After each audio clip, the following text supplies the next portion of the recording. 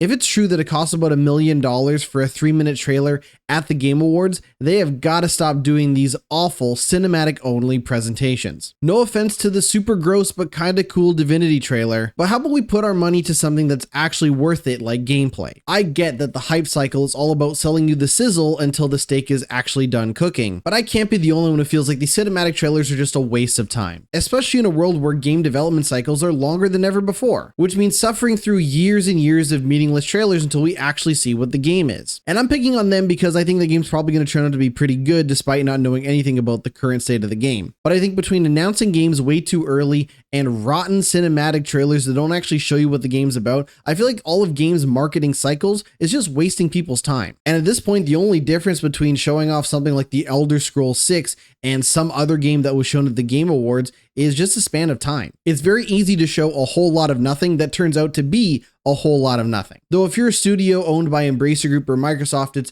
probably for the best that you put out a pure gameplay trailer. Otherwise, the higher ups might cancel your project and shut down the studio entirely because they're not convinced they're even funding a real video game. But seriously, the CGI trailers, the cinematic presentations, they're annoying, they're meaningless, and I'm really sick and tired of seeing them.